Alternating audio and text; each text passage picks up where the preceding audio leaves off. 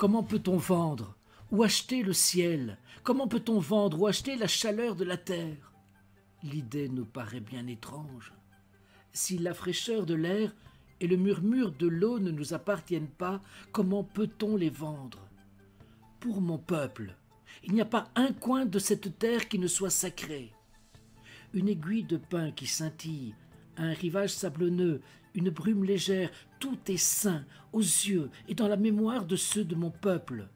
La sève qui monte dans l'arbre porte en elle la mémoire des peaux-rouges. Nous faisons partie de la terre, et la terre fait partie de nous.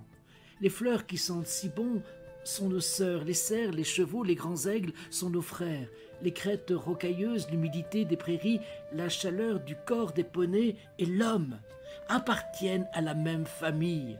Ainsi, quand le grand chef blanc de Washington me fait dire qu'il veut acheter notre terre, il nous demande beaucoup. Les rivières sont nos sœurs, elles étanchent notre soif, ces rivières portent nos canoës et nourrissent nos enfants. Si nous vous vendons notre terre, vous devez vous rappeler tout ça et apprendre à vos enfants que les rivières sont nos sœurs et les vôtres et que par conséquent, vous devez les traiter avec le même amour que celui donné à vos frères.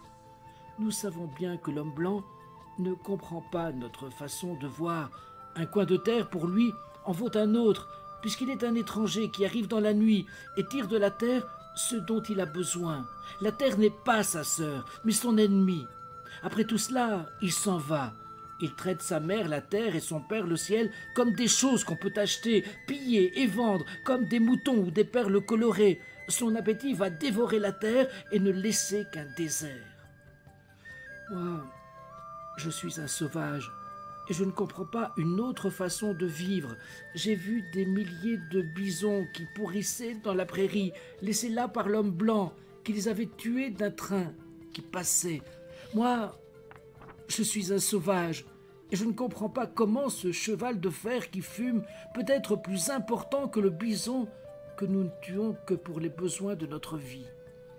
Qu'est-ce que l'homme sans les bêtes? Si toutes les bêtes avaient disparu, l'homme mourrait complètement solitaire, car ce qui arrive aux bêtes arrive bientôt pour l'homme, et toutes les choses sont reliées entre elles. Si les hommes crachent sur la terre, c'est sur eux-mêmes qu'ils crachent. Ceci, nous le savons. La terre n'appartient pas à l'homme, c'est l'homme qui appartient à la terre. Ceci, nous le savons, toutes les choses sont reliées entre elles, comme le sang et le lien entre les membres d'une même famille. Oui, toutes les choses sont reliées entre elles.